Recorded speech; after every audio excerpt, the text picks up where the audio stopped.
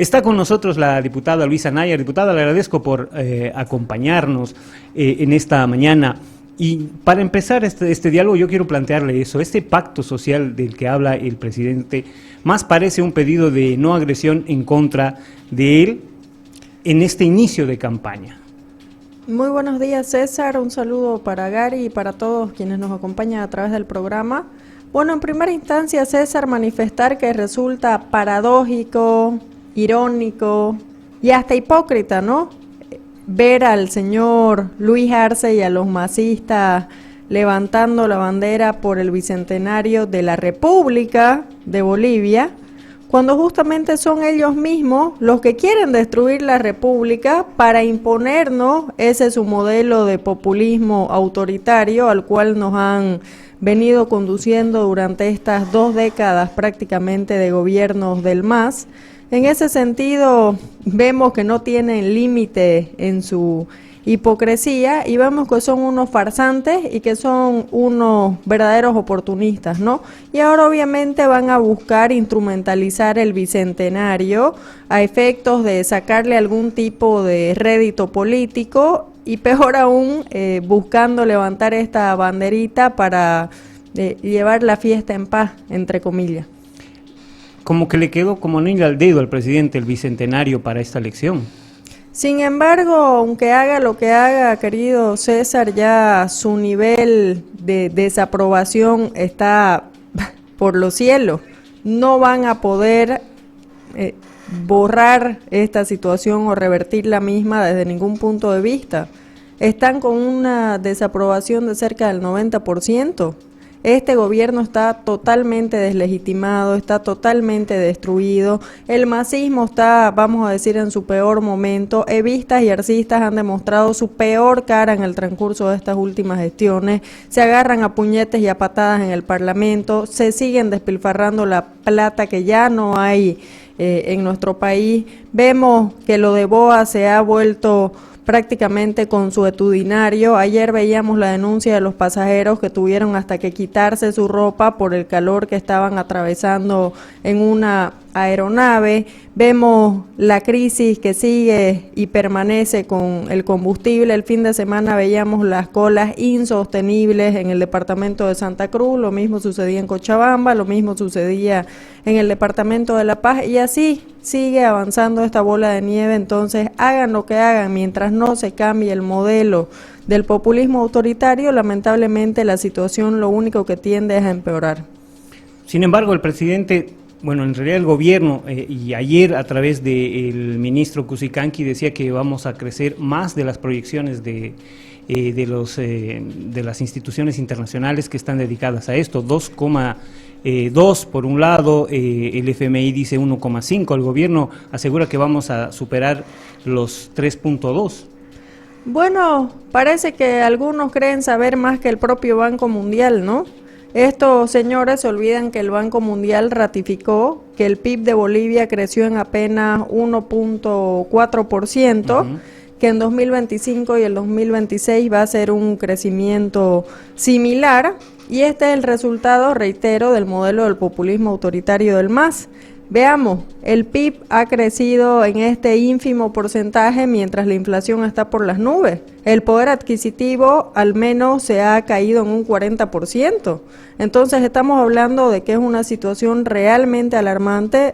En días pasados hemos ido al mercado y los precios están por las nubes.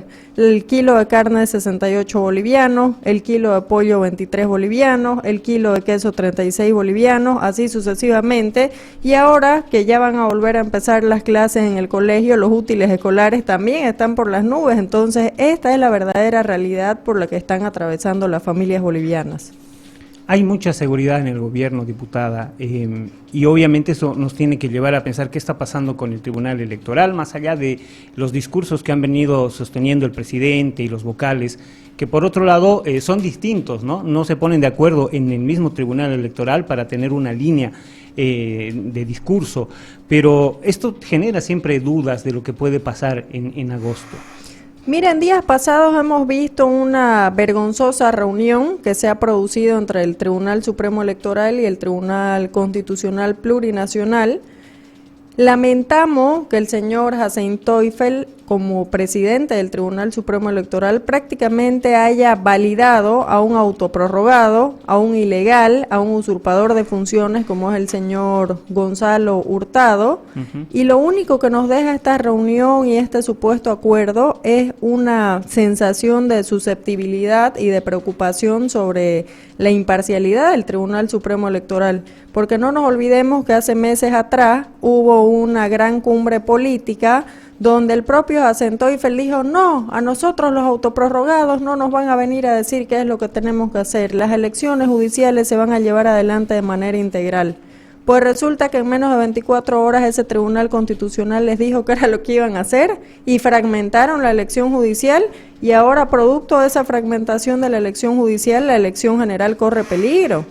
Porque ahora el ministro de Justicia ha salido a manifestar en reiteradas oportunidades que en 3 o 4 meses se tiene que llevar adelante el proceso de la segunda parte de las elecciones judiciales, y van a arguir seguramente que no pueden realizarse 2 procesos eleccionarios en el mismo año, y por prelación decir no, hay que acabar la elección judicial y después tendremos que postergar la elección general. Entonces, es una situación que realmente nos preocupa, querido César. Esta reunión ha sido una vergüenza total y siembra más dudas, reitero, sobre la imparcialidad que pueda tener este Tribunal Supremo Electoral. Además, recordemos, en ningún lugar de la Constitución o de la ley se establece que el Tribunal Constitucional tenga tuición alguna para garantizar, entre comillas, un proceso eleccionario. Peor aún, un Tribunal Constitucional chuto, autoprorrogado, ilegal e ilegítimo. En ese sentido, el otro día hablábamos con el senador Montero y él ponía una alarma en el hecho de ¿por qué debes garantizar algo que la Constitución ya te garantiza? ¿Quiere decir que en realidad está en riesgo? ¿Hay alguna posibilidad de que no se lleve adelante la elección? Justamente existe una alta probabilidad de eso con lo que acabo de manifestar en relación al proceso de las elecciones judiciales. Ellos pueden arguir que hay que acabar con el proceso de elección judicial por prelación. Entonces es una situación que nos preocupa aún más cuando vemos un tribunal electoral donde tenés un magistrado que dice una cosa un día, otro magistrado que dice otra cosa, magistrados que están chantajeando, diciendo que si no se los incorpora dentro de la ley de juicio de responsabilidades no están garantizadas las elecciones presidenciales. Entonces esto es realmente preocupante, querido César, y la ciudadanía debe estar expectante al respecto de lo que pueda suceder. ¿Para qué sirvieron las cumbres que hizo el Tribunal Electoral antes de las judiciales? ¿Para qué sirvieron? Se hablaba de acuerdos, se hablaba del TREP, se hablaba del padrón. Hasta ahora no se ha cumplido ni siquiera el principal, que es el de las elecciones judiciales. No se ha cumplido absolutamente nada, querido César. Es realmente indignante porque parece ser que para lo único que convocaron a estas cumbres fue para buscar lavarse la cara. Y van a llamar a otra. ¿Será bueno ir? Bueno, seguramente ya se dará a conocer el posicionamiento de las organizaciones políticas. Yo personalmente no creo en la buena fe del Tribunal Supremo Electoral. Creo que estamos en un estado totalitario y creo que están con un músculo político en las instituciones del país, más no así con un músculo político en la ciudadanía y en las calles. La falta de dinero es una de las excusas que ya ha puesto el Tribunal Electoral. El otro día hablábamos con el vocal Tawichi y decía que necesitábamos entre 3 y 8 millones para el TREP y que no había esa plata. Mira, ahí es paradójico, ¿no? Porque claro, no hay plata para elecciones, pero sí hay plata para la propaganda electoral de Arce. Hay plata para despilfarrar en la propaganda de Arce, hay plata para despilfarrar en las propagandas de los ministerios, hay plata para ir en esta línea, pero buscan el pretexto y la excusa para decir que no hay plata para el TREP. Y acá, dicho sea de paso, debemos argumentar lo siguiente: las organizaciones internacionales, las ONG, te dan pues platita para este tipo de cosas en búsqueda del fortalecimiento de la democracia. Entonces, si no hubiera realmente la plata en el país, sí hay pues, si existe la voluntad política, hay platita en estos organismos financiadores en búsqueda del fortalecimiento de la democracia. Lo que no hay acá es voluntad política, querido César, y eso es lo que nos preocupa. Ese es el tema de fondo. ¿cuántos? Por lo menos 3 años, diputado, hemos estado hablando del tema del padrón electoral, de las licitaciones que se han hecho para auditarlos, para hacer un nuevo padrón, pero bueno, ya estamos prácticamente sobre las elecciones y creo que ya no habrá tiempo para revisar por lo menos el padrón, ¿o usted cree que sí se podrá hacer? Mire, nosotros vamos a buscar que todas las acciones que ayuden a garantizar el proceso de las elecciones generales, todas las acciones que vayan en pro de transparentar este proceso deben realizarse. Nosotros, por ejemplo, hemos hecho desde la bancada de Comunidad Ciudadana varias denuncias en relación a estas licitaciones truchas que estaban queriendo realizar en relación al padrón biométrico. Se han caído 3 o 4 veces los procesos de estas licitaciones gracias a las denuncias de los parlamentarios de Comunidad Ciudadana. Y, por ejemplo, personalmente presenté yo una solicitud para que se pueda incorporar dentro de las preguntas del censo quiénes de los ciudadanos que estaban siendo censados estaban empadronados para votar o no, para tener un cruce de información. Obviamente el gobierno se rehusó a eso y nuevamente caemos en el hecho de que carece de legitimidad este Tribunal Supremo Electoral.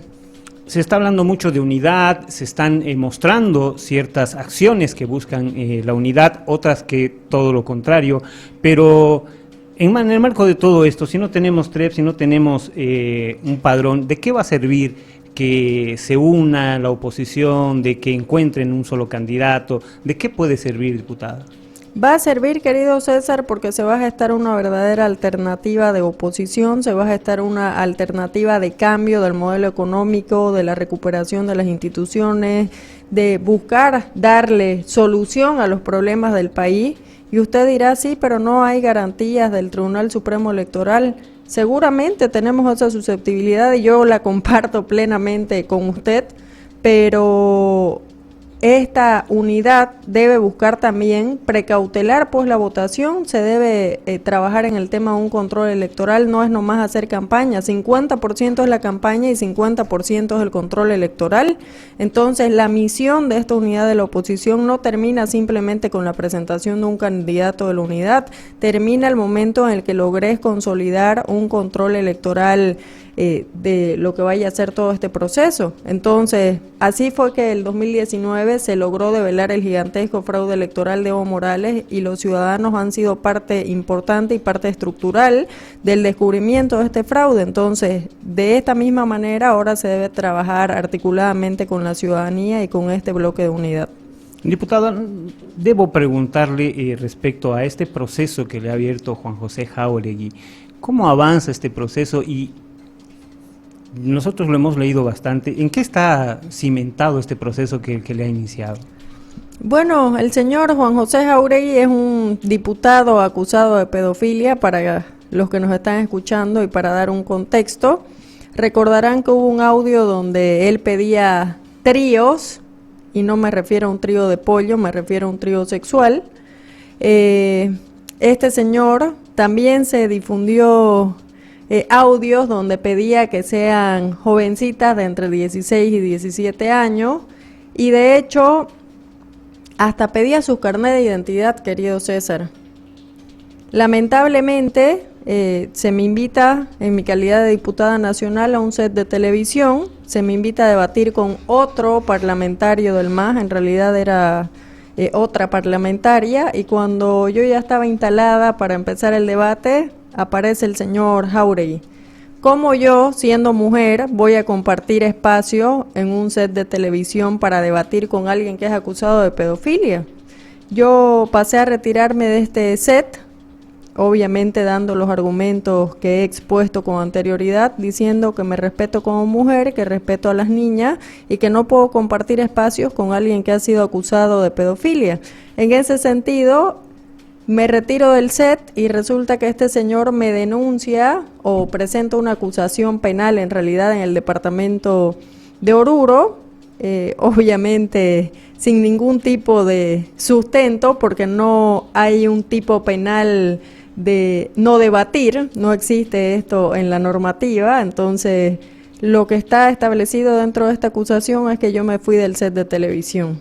Y obviamente como no tenían competencia los jueces del el departamento de Oruro, pasó a La Paz, luego se fue a los autoprorrogados porque no querían resolver ni los de Oruro ni los de La Paz, y los autoprorrogados me han notificado recientemente diciendo que este juzgado se está radicando en el departamento de La Paz, cuando no existe ningún tipo de argumento. Claro, vemos que esta tiranía judicial, por un lado, deja a Jáuregui en la impunidad porque se presenta la denuncia penal en su contra y la fiscalía dice no podemos investigar. No investigan los audios, no investigan las fotografías, no investigan los videos, rechazan la denuncia, las víctimas objetan a esta decisión de la fiscalía y nuevamente ahora en este caso la Fiscalía Departamental rechaza en segunda instancia la denuncia en contra del señor Juan José Jáuregui, pero es esta misma justicia podrida y esta misma tiranía judicial la que decide admitir una acusación penal en mi contra por rehusarme a debatir con el descalificado del señor Jáuregui. Y su derecho, diputada, porque usted tiene derecho de contestar o no una pregunta, de ir o no a un debate. Sin lugar a duda, pero esta es la muestra más clara y flagrante del sometimiento que existe de la justicia para con quienes se encuentran en el poder político de turno. No bastando con esto, no nos olvidemos que el año pasado, luego de que ya existían las denuncias y las acusaciones de pedofilia en contra de este diputado, se lo premia con la presidencia de la Comisión de Constitución de la Cámara de Diputados y ahora este año se lo premia con la presidencia de la Comisión de Justicia. Así que imagínense de qué estamos hablando. ¿Cómo va el proceso? ¿En qué etapa está? Bueno, lo último que nos han notificado es con la radicatoria en el departamento de La Paz, es decir, que están buscando que este proceso se desarrolle en la ciudad de La Paz bajo una determinación de los autoprorrogados del Tribunal Supremo de Justicia. Diputada, le agradezco por habernos acompañado esta mañana. Las gracias a usted, querido César, y para Jáuregui y para los masistas no nos van a cansar, no nos vamos a rendir y vamos a seguir firmes en la lucha. Muchísimas gracias, querido César.